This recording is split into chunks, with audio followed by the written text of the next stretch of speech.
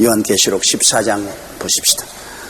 또 내가 보니 보라 어린 양이 시온산에 섰고 그와 함께 14만 4천이 섰는데 그 이마에 어린 양의 이름과 그 아버지의 이름을 쓴 것이 있더라. 자, 여기 땅 위에서는 이 용과 적그리스도와 거짓 선지자가 삼위일체가 되어서 어마어마하게 세계를 그냥 순하게 넣고 지배를 하는데, 그런데 후 3년 반에 보니까 전 3년 반에 지상에서 하나님께로부터 인마짐을 머리에 인치심을 받아서 열심히 전도한 14만 4천인이 이제는 하늘나라의 시온산에 있습니다. 하늘에 들려 올라갔어요. 우리가 후 3년 반이 들어올 때 벌써 하나님은 14만 3천명 어린 양이 시온산에 있었고 그와 함께 14만 4천이 서는데, 하늘나라의 시온산에 예수님이 서 계시고 그와 함께 14만 4천 명이 서 있는데 그 이마에 어린 양의 이름과 그 아버지의 이름을 쓴 것이다. 복음이 보십시오. 복음이 제일 처음에 팔레스타인에 시작했지 않습니까? 팔레스타인 시작해가지고서 그 복음이 이태리로 가서 이태리에서 독일로 영국으로 구라파로 폈다가 거기서 미국으로 갔다가 미국에서 남미로, 그 다음에는 태평양 시대에 와서 한국과 온 세계로 와서 그 다음에는 다시 복음이 이스라엘로 돌아갑니다. 그렇기 때문에 14만 4천이라는 것은 제일 처음에 12제자가 복음을 출발한 것이 세계를 돌아가지고서 마지막 또 유대인 중에 14만 4천인 전도자들이 복음을 증거함으로 복음 증거의 세계를 끝마치는 것입니다. 이 때문에 한 서클을 완전히 이루는 것이에요. 이 14만 4천인이 전 3년 반 동안에 전도해서 이루 말로 헤아릴 수 없는 수많은 종족과 방언에서 흰옷을 입고 종려나무를 들고 그 보좌 앞에 서서 하나님을 찬미하지 않습니까? 구원하심이 보좌에 앉으신 하나님과 어린 양이 있다고 찬양을 불렀지 않습니까? 그러고 난 다음 그들은 하늘로 돌려 올라갔습니다. 그래서 그 이마에 여기에 하나님의 이름과 어린 양 예수 그리스도의 이름이 이마에 박혀있더라. 이제 이마가 참 성할 날이 없겠어. 뭐 적그리스도도 와서 이마에다가 벌을 붙이는데 하나님께서도 이마에 하나님 아버지의 이름과 예수 그리스도의 이름을 기록했습니다. 근데 이제 우리들도 하늘나라에 가면은 하나님께서 우리에게 이마에 하나님 아버지의 이름과 어린 양 예수 그리스도의 이름을 틀림없이 찍어 주실 것입니다. 얼마나 영광스러운 것입니까? 밑에는 적그리스도의 멸망할 사람들의 표를 가지고 있는데 하늘나라에는 영원한 생명에 이르는 표를 이마에 받은 것입니다. 2절에요. 내가 하늘에서 나는 소리를 들으니 많은 물소리도 같고 큰 벼성도 같은데 내게 들리는 소리는 금은고타는 자들의 그 금은고타는 것 같더라. 하늘에서 소리를 들으니 많은 물소리 같고 벼성 병력과 같고 또 그것이 그렇게 금은고타는 것처럼 아름다운 소리가 이 요한에게 들렸어요. 3절요. 저희가 보좌와 내 생물과 장로들 앞에서 새 노래를 부르니 땅에서 구속함을 얻은 14만 4천인 밖에는 능히 이 노래를 배울 자가 없더라. 자, 14만 4천인은 마지막 유대인의 전도자들로서 1400년 반 동안에 큰 시련과 환난 중에 복음을 증거한 사람들이기 때문에 정말로 구원받은 사람들 중에서도 주님이 특별하게 은혜를 베풀 것입니다. 주님 강림하실 때 먼저 주 안에서 죽은 자들이 먼저 일어나고 살아남들이 변화되어 공중으로 올라가고, 그 다음에 환난 동안에 3년 반 시차에 순교당한 사람이 올라가고, 그 다음에 14만 4천인으로 말미암아 복음을 듣고 올라간 사람들이 전부 다 보좌 앞에 서서 둘러리 구원을 받고, 그 다음엔 14만 4천이 마지막으로 하늘에 올라가는데 하나님은 이 사람들을 특별하게 대우해 주신, 그리고 그들이 하나님 보좌 앞과 그리고 하나님 보좌 주위를 들고 서 있는 기름 부음을 받은 천사인 네 생물과 그 다음엔 장로들, 즉 24장로, 구약시대 성도 신약 성도 올라간 그 네 24장로 앞에서 새 노래를 부릅니다. 과거에 교회에서 불른 노래도 아니고 구원받아 올라간 다른 사람들이 부르는 노래도 아니고 14만 4천인만 부를 수 있는 특별한 새 노래를 가르쳐 주었어요. 그 새 노래를 부르는데 이것이 많은 물소리 같고 내성병력 같고 그 아름다운 금은고의 반주에 맞추어서 이 새 노래를 부르다. 이 14만 4천에는 우리는 포함되지 못해요. 그러나 하나님께서는 이 세상에서 주를 위해서 수고하고 일한 데 따라서 특별한 상급을 주시는 것을 여기 볼 수 있습니다. 14만 4천인이 그 어려운 역경 가운데서 복음을 전거했으므로 하나님은 그들을 특별히 대하시고 특별히 상급을 주시는 것입니다. 우리가 구원을 받는 것은 우리의 행위로 구원받지는 않습니다. 우리가 뭐 일 잘하고 착한 일하고 직선 많이 했다고 구원받는 것은 아닙니다. 구원은 오직 보좌에 앉으신 하나님과 어린 양 예수 그리스도의 보혈의 능력으로 구원을 받습니다. 난녀 노유 빈부 귀찮을 것 없이 오직 하나님 아버지와 예수 그리스도로 말미암아 보혈의 능력으로 구원을 받되, 그러나 우리가 이 땅에서 행한 착한 행실은 반드시 하늘나라에 가서 보상을 받습니다. 하늘나라에 가서 하나님께서 우리에게 갚아주시는 것입니다. 어떠한 형태로 갚아질는지 모르겠지만은 성경에 보니 하늘에 해의 영광이 다르고 달의 영광이 다르고 별의 영광이 다르고 별의 영광이 다른 것처럼 부활한 우리들도 그와 같으리라고 했었으니 다 같이 하늘에는 올라가되 어떠한 사람은 해와 같은 영광으로, 어떠한 사람은 달과 같은 영광으로, 어떠한 사람은 찬란한 금성과 같은 별의 영광으로, 어떠한 사람은 물먹은 별처럼 반짝하고 사라지는 영광으로 영광이 다를 것입니다. 하늘나라의 영광이 달라요. 요사이 이 세상에 보아도 여러분 하나님의 성령으로 충만하고 은혜가 충만하면 얼굴에 광채가 나고, 은혜가 잃어버리고 시험이 들면 얼굴이 시커멓게 되어서 광채가 없는데 하늘나라에 가서 그 영광이 완전히 차별이다. 그러니 우리가 이 땅에서 주를 위해서 많이 일하고 충성해서 하나님 앞에서 놀라운 영광의 광채를 받으면 얼마나 좋겠습니까?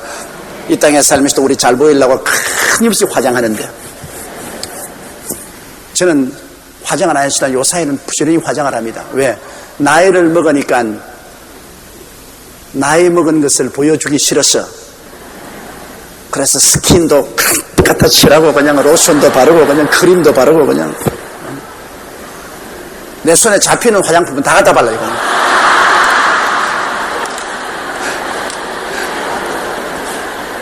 그러면 세상에 살면서도 자기 이미지 때문에 뭐 남보라 하는 거 아닙니다. 자기가 싫으니까, 자기가 주름살 나고 자기가 못난 것 자기가 싫으니까 화장하는 것, 남 보기 위해서 하는 것보다 자기 때문에 하는 겁니다. 자기가 아주 젊고 아름답게 보이는 것이 좋지 않아요. 그런데 하늘나라에 올라가서 하나님이 영광을 받는데 해와 같은 영광을 받으면 그 얼마나 만족스럽겠습니까? 달과 같은 별과 또 별과 사이. 그러므로 우리가 이 땅에 사는 동안에 주를 위해서 많은 일을 하는 것이 좋습니다. 그 중에 가장 큰 영광이 영혼을 구원하는 일이 가장 큰 영광을 받습니다. 많은 사람을 의롭게 그리스도를 믿고 구원받게 한 사람은 하늘에 해와 같이 빛날 것입니다. 전도가 제일 큰 상입니다, 여러분. 다른 모든 봉사도 상이 있지만 전도만큼 큰 상을 받을 수 없습니다. 이렇기 때문에 여러분께서 이 땅에 사는 동안 열심히 그리스도를 전도해서 마귀의 세상에서 하늘나라로 옮기는 일을 하시기 바랍니다. 자, 4절요. 이 사람들은 여자로 더불어 더럽히지 아니하고 정결이 있는 자라, 어린 양이 어디로 인도하든지 따라가는 자며 사람 가운데서 구속함을 받아 처음 익은 열매로 하나님과 어린 양에게 속한 자들이니. 자, 이 14만 4천인의 인격을 표승해서 말하기를 이 사람들은 여자로 더불어 더럽히지 아니하고, 이것을 그럼 뭐 여자하고 살면 더러워진 사람이냐? 그런 거 아닙니다. 하나님께서 남자와 여자를 만드시고 남자가 그 부모를 떠나 여자와 연합하여 한 몸이 되리라고 했는데 여자와 같이 산다고 더러워질 리가 있어요. 여기 여자라는 것은 세상을 말하는 것입니다. 이 야고보서 보면 세상을 사랑하는 여자들이요, 세상과 짝한 것이 하나님과 원수된 것을 알지 못하느냐, 그렇게 말하십니다. 그러므로 이 여자라는 것은 한 상징을 통해서 세상과 짝하고 새 속에 물든 것을 상징적으로 말하는 것입니다. 그러므로 이 14만 4천은 이 세상을 상징하는 여자, 이 세상과 더불어서 더럽히지 아니하고 세속화되지 아니하고 하나님을 일편으로 섬기는 그 정결함이 있어요. 세상과 타협해서 살지 않고 하나님만 섬기는 정결이, 그리고 순종함이 있다. 어린 양 예수님이 어디로 인도한지에 따라가는 자, 예수님께 전적으로 순종하고 따라가는 사람이에요. 사람 가운데서 구속을 받아 처음 익은 열매로 하나님과 어린 양에게 수고한 자니라. 여기에 유대인 중에 처음 익은 열매인 것입니다. 유대인들이 이제 천년왕국 때는 전부 다 페트라에서 나와가지고서 이 땅에서 천년 동안 살 것 아닙니까? 그런데 유대인 중에서 주님이 14만 4천이년 처음 익은 열매로 그들을 지적해서 전도자로 삼고 데려오는 것입니다. 이방인들은 벌써 수많은 이방인들이 구원을 받아서 하늘에 올라왔고 또 순교를 당해서 올라왔고 또 14만 4천인 전도를 받아서 올라왔는데 유대인 중에서 하나님이 특별히 선택해서 전도자로 삼고 처음 익은 열매로서 환난 동안에 주님이 공중으로 데리러 올라가는 것이 이 14만 4천인이 되는 것입니다.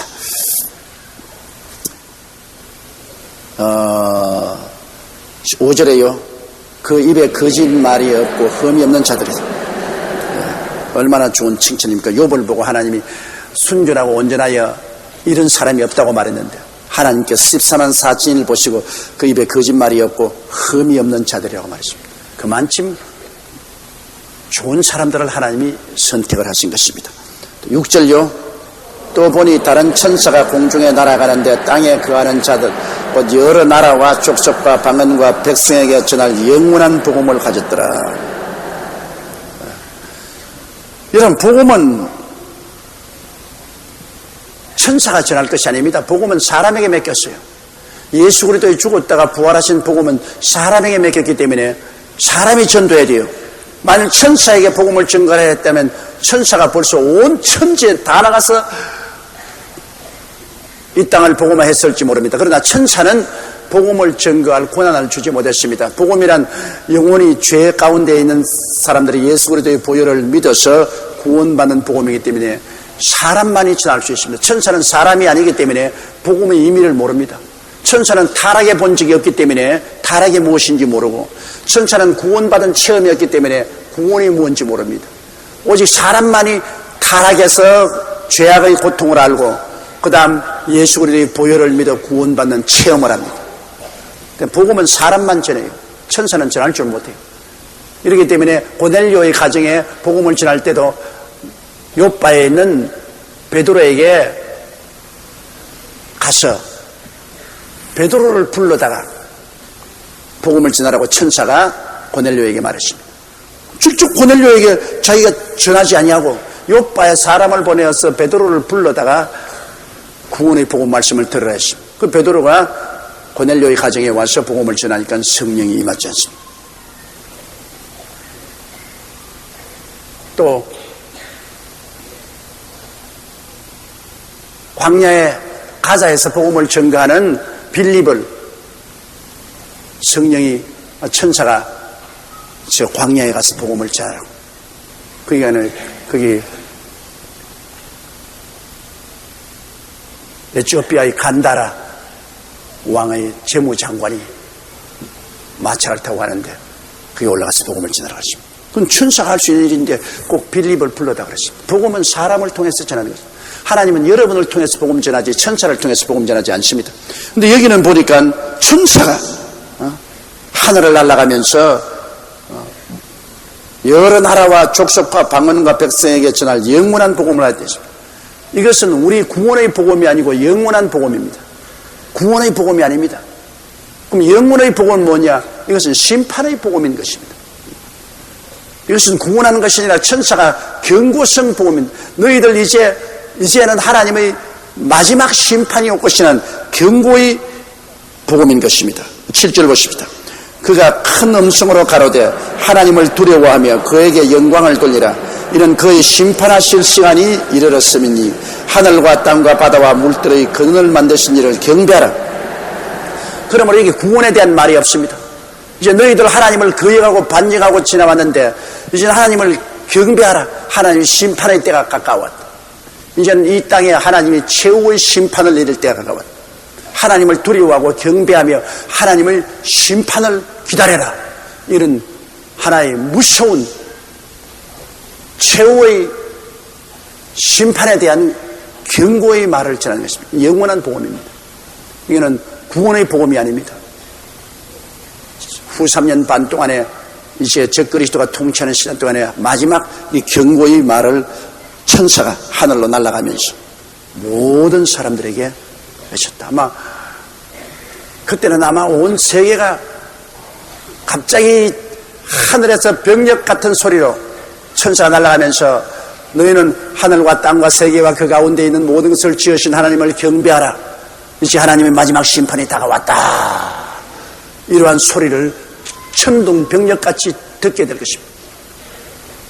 이 말을 듣고 마지막 하나라도 이삭을 줍겠다는 하나님의 뜻이 거기 들어있죠.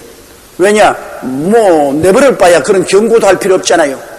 그런 적그리스도 속에서도 마지막이라도 이 말씀을 듣고 통회하고 자복하고 666 숫자를 버리고 하나님을 따르는 사람이 있을까 싶어서 마지막 이삭이라도 죽겠다는 하나님의 간절한 소원이 이곳에 비쳐 있습니다.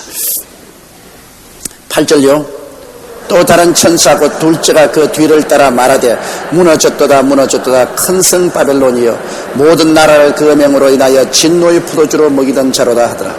이제 그 뒤에 따라오던 천사가 무너졌도다 무너졌도다 온 세상을 미혹하던 바벨론이여 무너졌던 이 바벨론이라는 것은 이 반역의 처소입니다.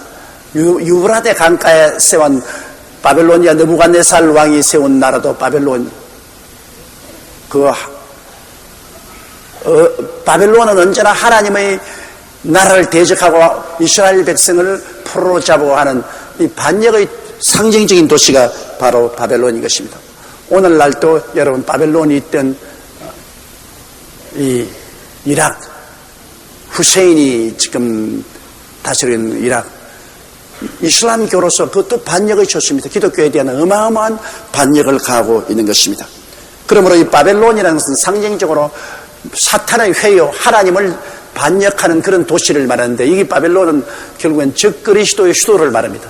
적그리스도가 지금은 EU의 본부가 벨기에의 브라셀에 있는데 그것이 EU의 나중에 적그리스도의 수도가 될런지 파리가 될런지 런던이 될런지 독일의 베를린이 될런지 그건 알 수가 없습니다.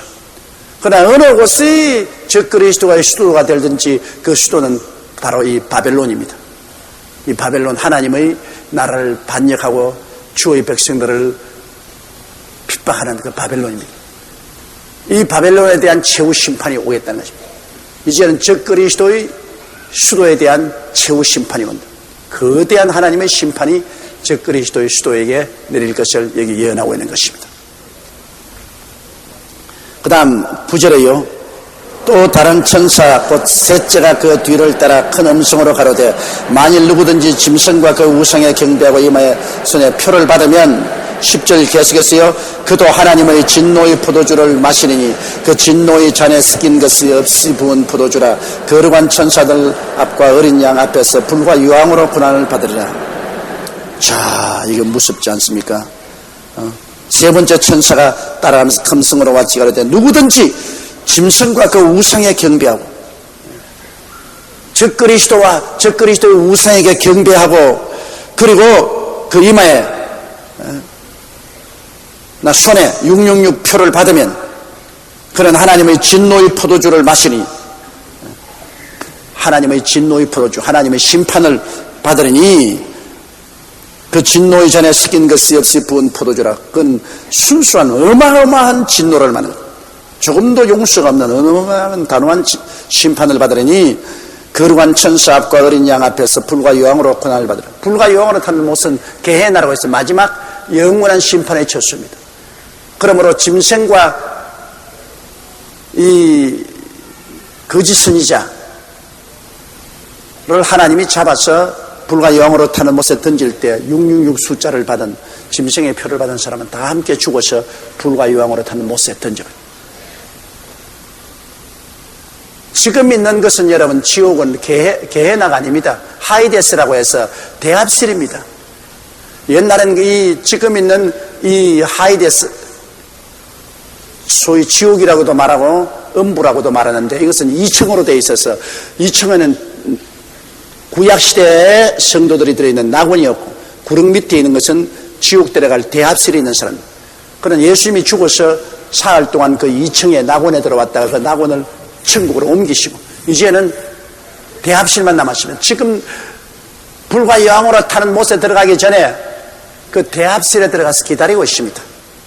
천년왕국 이후에 하나님께서 백보자 심판을 하실 때 이 대합실에 있는 사람들이 도로 다 부활해서 살아납니다. 부활해서 살아나서 주님 앞에 심판을 받고 그때는 이제 영원히 불타는 불과 유황으로 타는 못에 들어가는 거죠. 불과 유황으로 타는 못에 들어가면 그에는 불도 꺼지지 않고 구더기도 죽지 아니하고 세세 뭉토록 고통을 당하는 거예요. 그러니 사람으로 안 태어난 것이 훨씬 낫지 죽어서 없어져 버리면 얼마나 좋겠어요. 아무리 죽을라도 죽을 수가 없는 것입니다. 어느 사람이 보니까 환상 가운데 하나님이 그 미리 예고에 보여주는 예고편에 보니까 구더기가 몸에 파고 들어가는데 계속 뜯어내도 또 파고 들어가고 뜯어내도 온몸에 구더기가 막 몸에 먹는 그 불꽃 가운데서 구더기 뜯어낸다고 정신이 없더라고요. 아유, 그런데 절대 가지 말아야지. 여러분 중에 한 사람도 그런 데 가면 안 돼. 정말 예수님을 믿으면 지독히 믿으시라고요. 세상의 부귀영화 공명만 찾아서 가고 이 하나님의 경고를 받아들이지 않은 사람을 볼 때 마음이 너무나 안타깝습니다. 더구나 여러분 요사이 우리 자녀들 젊은 세대 이 세상의 물질과 세 속에 취해가지고서 신앙 속에 깊이 들어오지 못하는 자녀들을 볼 때 마음에 안타깝기가 짝이 없습니다. 우리 부모들이 많이 기도해야 돼요. 많은 눈물로서 자녀들을 구출해야 되는 것입니다. 또 많은 눈물로서 남편들을 주께로 인도해야 됩니다.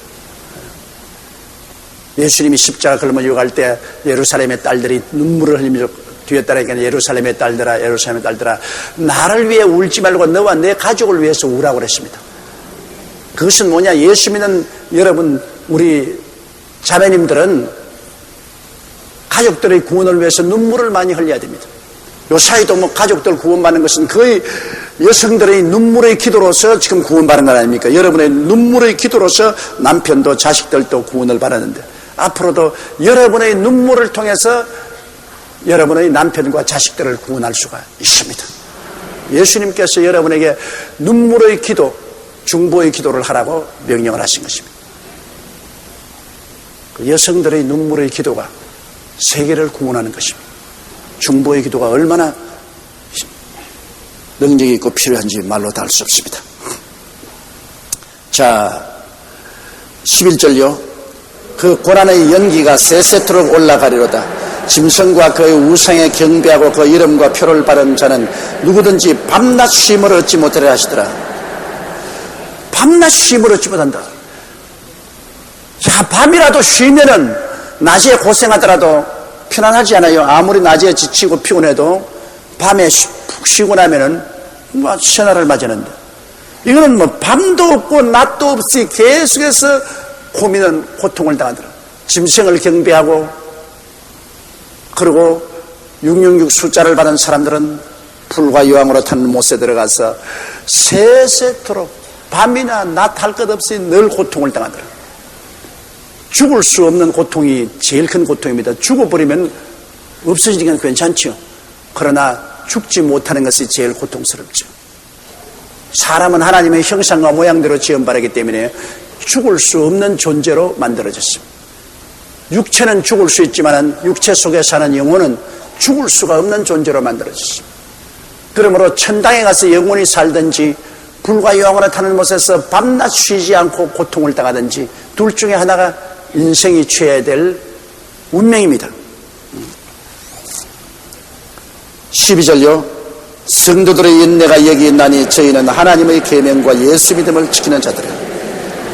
성도들은 누굽니까? 바로 예수 그리스도를 믿고 구원을 받고 하나님을 섬기고 하나님 계명을 지키고 산 사람들입니다.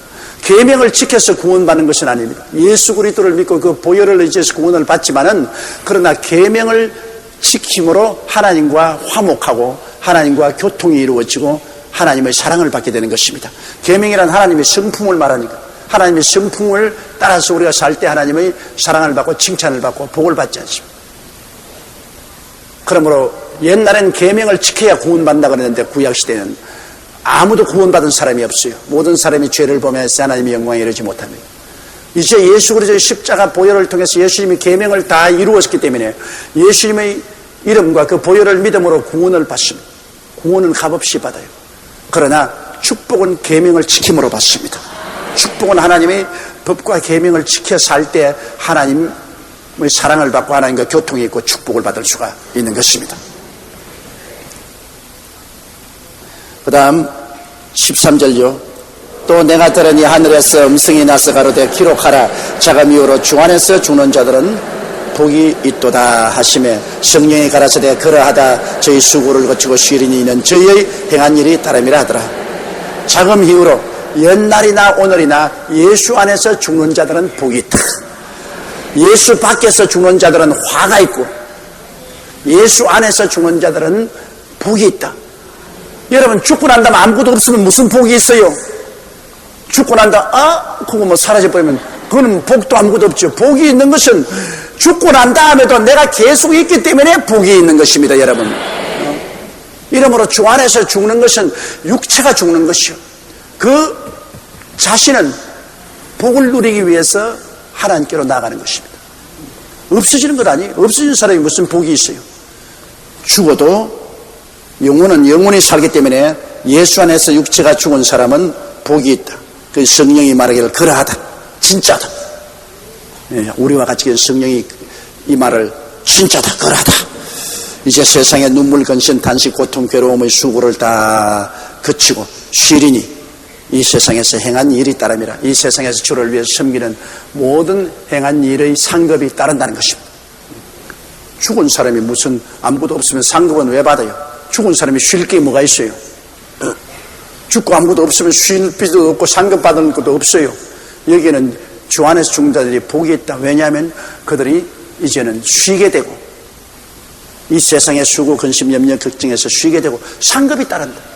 이 세상에서 행한 일대로 상급을 받을 것이라 그렇게 말씀을 하셨습니다. 할렐루야! 그러니 구원받은 여러분 정말 축하해야 됩니다. 여러분 옆에 있는 분들에게 구원받은 당신을 축하합니다. 우리는 요한계시록 공부를 하고 있습니다. 여러분 아시다시피 후 3년 반에 들어오자 공중에서 전쟁이 있어 하나님의 사자인 미카엘이 천사로 더불어 용과 그 사자와 싸워서 용을 공중에서 쫓아내어버렸습니다. 용이 공중에서 자기 있을 곳을 발견하지 못하고 지상으로 내어 쫓겨서 그가 이제 얼마 있지 아니하면 무지갱으로 잡혀 들어갈 것을 알므로 크게 분내어 내려왔어. 유럽 통합의 수장인 짐생, 즉 유럽 통합 대통령이나 수상이나 그 사람 속에 들어가서 어마어마하게 하나님을 대적하고 하나님의 육의 선민인 유대인 박멸운동을 일으키는 것을 여러분 잘 압니다. 새로 지어진 성전에 자기 우상을 세워놓고 절하라고 하며 유대인들이 반대하니까 일시에 유대인 박멸운동을 일으키므로 이스라엘 백성들은 하나님의 기적적인 도움을 받아 페트라로 피란을 가서 한때, 두때, 반때를 양육하고 즉 그리스도가 대군대를 일으켜서 그들을 습격해도 하나님이 땅을 갈라서 군대를 다 삼켜버리고 도저히 페트라에 피란 온 유대인들을 박멸할 수 없으므로 이 용이 즉 마귀가 즉 그리스도 더불어서 예수 그리스도의 흔적이 있는 사람은 하나도 없이 다 멸하려고 군중들 가운데서 흉악한 행위를 하는 것을 우리가 들었습니다. 그래서 성부, 성자, 성령 삼위일체 하나님을 본따 가지고서 마귀, 용인 마귀와 짐승인 즉 그리스도와 그리고 거짓 선지자 삼위일체가 연합해 가지고서 이 마귀인 용을 높이고 짐승인 즉 그리스도를 높이고 이 거짓 선지자가 굉장한 캠페인을 해서 온 유럽과 세계 사람들을 순하게 잡고 세계를 한때, 두때, 반때, 3년 반 동안 지배하는데 이제 하나님의 심판은 막바지로 들어가게 되는 장면을 우리가 보고 있습니다. 그러면 이제 14절 우리 다 같이 읽겠습니다. 14장 14절. 또 내가 보니 흰 구름이 있고 구름 위에 사람의 아들과 같은 이가 앉았는데 그 머리에는 금면류관이 있고 그 손에는 이한 낫을 가졌더라. 여기 보니까 내가 보니 흰 구름이 있고 그 구름 위에 사람의 아들과 같은 이가 앉았다. 예수님께서는 언제나 자기를 인자라고 말했습니다. 사람의 아들이라고 말했었습니다. 그러므로 여기에 흰 구름 위에 앉은 사람의 아들은 바로 예수 그리스도인 것입니다.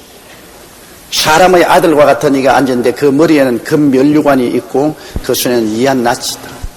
그는 만왕의 왕이요 만주의 주요 금면류관을 쓰고 하나님께로부터 온 우주를 상속받을 하나님의 아들입니다. 예수님의 손에 이한 낫이 있는 것은 추수하기 위해서 낫을 가진 것입니다. 이제 후 3년 반 동안에 주님이 마지막 추수를 하는 겁니다. 여기에 14만 4천인의 전도를 통해서 전 3년 반 동안에는 많은 사람이 구원을 받아서 하나님 앞에 서게 됩니다.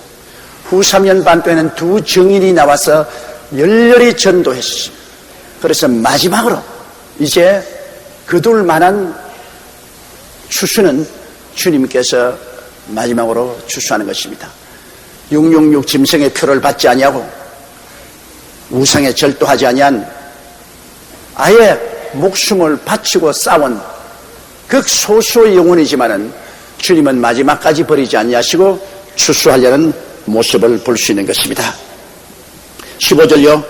또 다른 천사가 성전으로부터 나와 구름 위에 앉은 이를 향하여 큰 음성으로 외쳐 가로되 내 낫을 휘둘러 거두라. 거둘 때가 이르러 땅의 곡식이 다 익었음이로다 하니. 이제 마지막 구원입니다.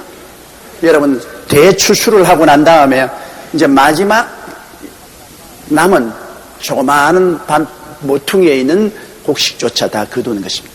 그 하나님의 천사가 성전으로부터 나와서 구름 위에 앉아있는 이를 향하여 인자 우리 주 예수 그리스도의 모습입니다. 향하여 큰 음성으로 와쳐 가로되 낫을 휘둘러 거둘라. 때가 이르러 땅의 곡식이 다 익었다. 이제는 다 익었어요. 이제 추수 마지막 추수입니다. 우리 영혼을 추수할 수 있는 자는 우리 주 예수님밖에 계시지 않습니다.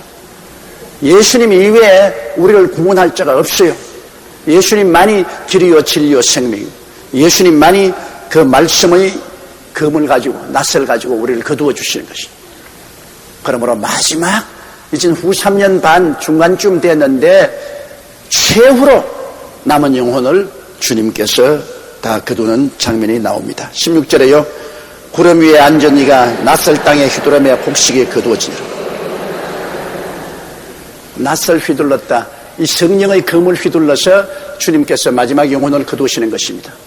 사람이 여러분 믿는 것은 성령의 감동으로 우리 마음이 열려서 예수님을 믿게 되는 것이죠. 성령으로 감화받지 않고는 공부해서는 믿으시지 않습니다. 미션 스쿨에서 그렇게 성경을 가르쳐도 머릿속에만 지식을 가졌지 마음에 전혀 변화가 오지 않습니다.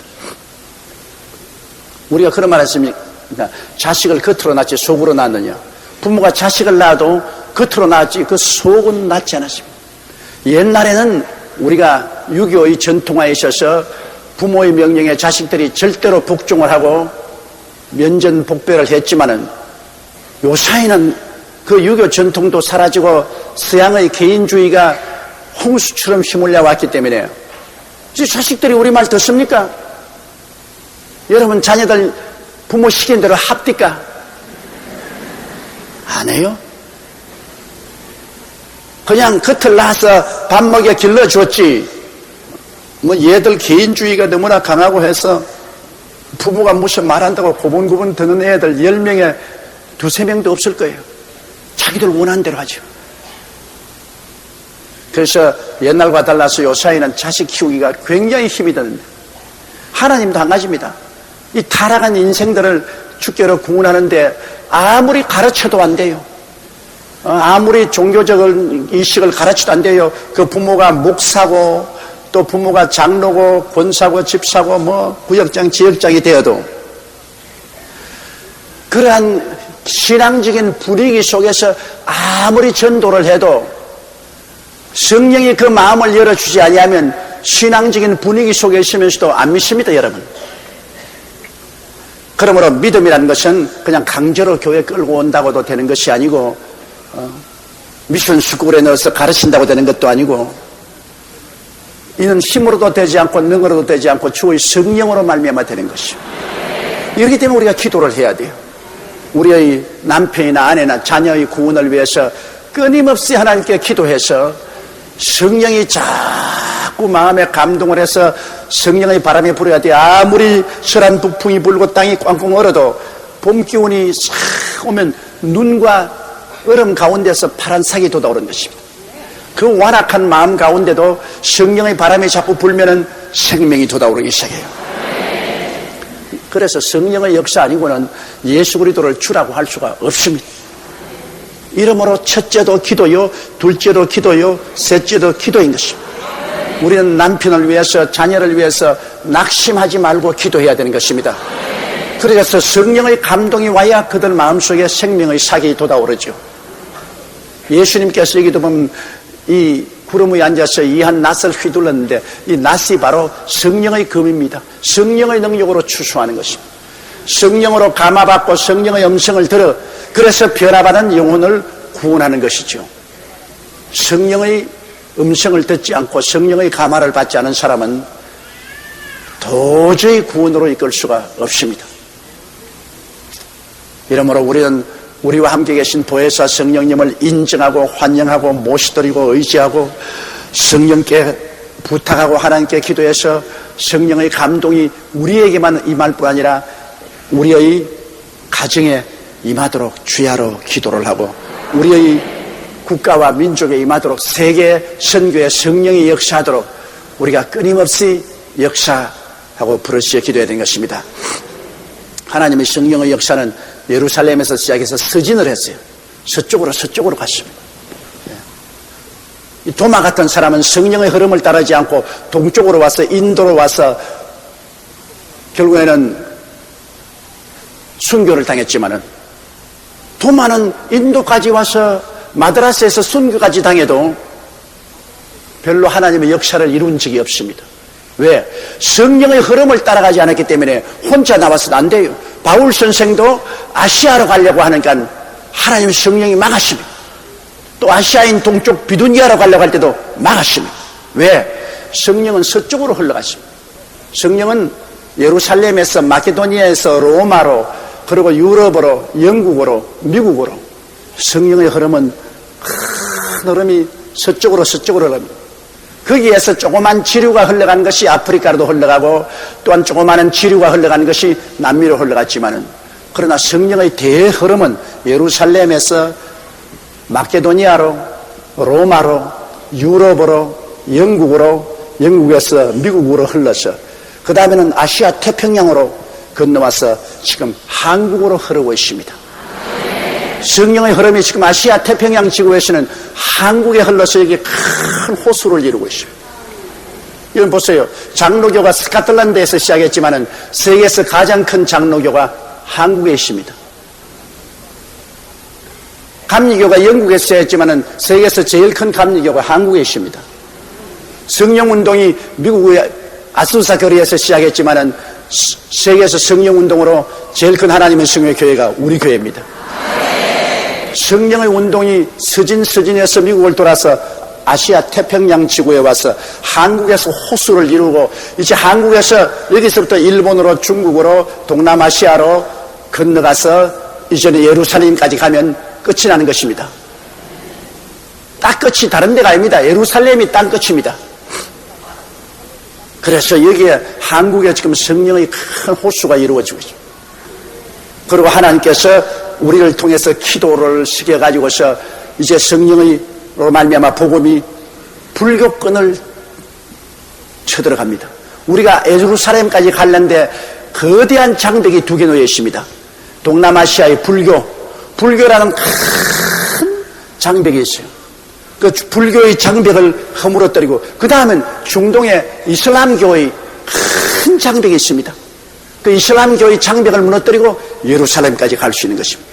그런데 이 불교의 장벽이나 이슬람교의 장벽을 구라파 선교사들이나 미국 선교사들은 뚫지 못합니다. 왜냐? 이 동남아나 구라파는 다 백인들의 식민지하에 오래 있었기 때문에 그들 마음속 깊은 가운데 백인에 대한 반항심을 가지고 있습니다. 그래서 백인 선교사들이 와서 선교할 때 안 받아들랍니다. 그러면 이 백인의 오랜 지배하에 있었던, 그래서 마음에 굉장히 반발심을 가지고 있는 이 동남아시아나 중동을 복음으로써 그 장벽을 뚫고 가는 것은 똑같은 아시아 민족인 우리 한국 사람이 해야 되는 것입니다. 한국 사람은 똑같은 아시아 민족이고 거의 비슷한 문화권에 속아 있고, 그리고 우리는 저들을 지배한 적이 없습니다. 이렇기 때문에 우리에 대한 반항심이 민족적으로나 문화적으로 강하지 않습니다. 이러므로 하나님께서 우리 한국에 복음의 거대한 호수를 만들어 가지고서 여기에서 복음의 물줄기가 이제는 온 동남아로, 중동으로, 예루살렘까지 넘쳐가는 것입니다. 이 일이 이루어지고 있어요. 지금 세계에서 선교사를 가장 많이 보내고 있는 나라가 미국이고, 2번째 선교사를 가장 많이 보내고 있는 나라가 우리 한국입니다. 네, 한국이에요. 이러므로 우리가 열심히 기도해서 이 성령께서 하나님의 이한 낯이 돼가지고서 일본, 중국, 동남아의 영혼을 추수하고 중동의 영혼을 추수하고 그리고 예루살렘까지 나가도록 우리가 기도해야 될 것입니다. 이것이 하나님이 우리 한국에 준 사명이고 우리 교회에 준 사명입니다. 우리는 침체에서 앉아 있을 수가 없습니다. 여기에 하나님이 이 성령의 기적을 일으켜 주신 것은 하나님 목적이 있어서 그런 것입니다. 많은 사람들이 저보고 왜 미국이나 구라파에 집회를 하지 않고 동남아나 아프리카나 저를 내가 서고 집회하냐고 그러는데, 성령의 흐름이 지금은 여기에서 동남아시아와 중동을 통해서 가는 것이기 때문에 성령의 흐름을 따라가야지 도마처럼 자기 혼자 갔다가는 안 돼요. 자기 혼자 갔다는 순교하고도 별 효과가 없어. 성령의 흐름을 따라가야 되는 것이죠. 성령의 흐름. 우리 교회도 이렇게 큰 교회가 된 것은 우리가 불왕동에부터 성령의 흐름을 따랐습니다. 성령운동이 한국에 왔을 때 우리는 가슴을 열고 성령운동을 그대로 받아들였었습니다. 예수 믿고 성령 받아 방언을 말하고 하나님의 성령의 은사를 나타내고 귀신을 쫓아내고 병을 고치고 하나님의 역사를 받아들이기 때문에 많은 어려움도 겪었지만은 우리가 세계 최대의 교회가 된 거죠. 성령의 흐름을 따라가야 돼요.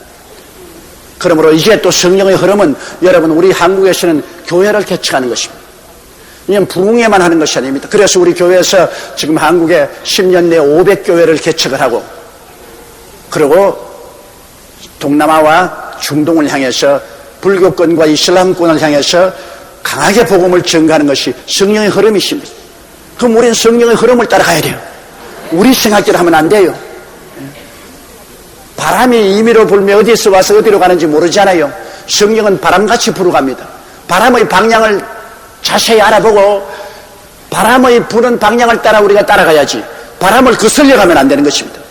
성령의 바람이 어디로 부는가 그를 자세히 바라보고 성령 바람 따라 우리가 나가면 우리는 하나님의 사업에 성공할 수가 있는 것입니다.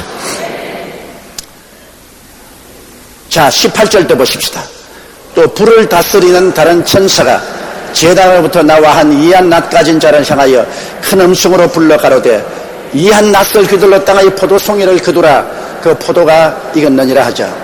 자, 이 둘째 불을 다스리는 천사를 보고 또 낫을 가지고 포도송이를 거두라 했는데 이것은 심판을 위해서 안 믿는 사람들을 끌어모으는 것을 말하는 것입니다. 이는 둘째 출신 불을 다스리는 다른 천사는 불신자들을 거두어 들이는 최후의 심판입니다.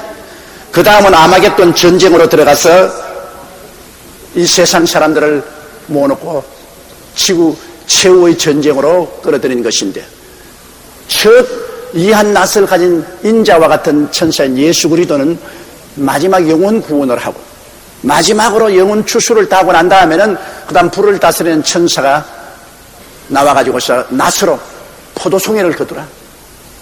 이 포도는 밟아가서 터뜨리는 거 아닙니까? 이 세상 안 믿는 사람을 포도송이로 비유했습니다.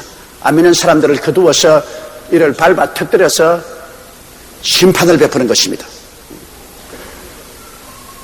19절요. 천사가 낯설 땅에 휘둘러 땅의 포도를 거두어 하나님의 진노의 큰 포도주 틀에 던짐에 하나님의 큰 진노의 포도주 틀이 나중에 보면은 아마겟돈입니다. 유대의 무기또라는 큰 들판인데 그 아마겟돈이 바로 하나님의 포도주 틀입니다. 거기에서 적그리스도의 군대와 동방에서 오는 중국에서 오는 2억의 군대가 부딪혀 싸웁니다. 거대한 인류 최후의 심판이요 전쟁인 것입니다. 거기에서 하나님이 포도주 틀을 밟습니다. 막 터뜨리는 거예요. 그래서 20절요. 성 밖에서 그 틀이 밟히니 틀에서 피가 나서 말굴레까지 닿았고 1600스타디온에 퍼졌더라. 여러분 틀을 밟으니까 틀에서 피가 얼마나 흘렀던지요. 그리고 피가 흐르는데 그냥 또 비가 내리죠. 왜냐하면 전쟁에서 온갖 원자탄, 수소탄 다 쓸 것이고 땅에서 뜨거운 기운이 올라가서 하늘에서 그냥 우박과 비가 되어 내리 쏟아지고 그리고 홍수에 피가 섞여서 흐르니까 그게 전부 다 피같이 보입니다. 이것이 무려 1600스타디온이라고 말하는데 이것을 우리 요사이로 말하면 300km입니다. 300km. 4km가 10리니까 약 700리. 낙동강 700리 유유히 흘러. 노래가 있지 않습니까? 낙동강 700리 유유히 흘러. 그런데 낙동강 700리와 같이 온 피의 강입니다. 얼마나 사람이 많이 죽었던지 그 홍수와 함께 홍수가 피바다가 돼가지고서 700리를 여러분 피가 흐릅니다. 그러니까 마지막 최후에 하나님께서 내리는 심판이 얼마나 크다는 것을 볼 수 있는 것입니다.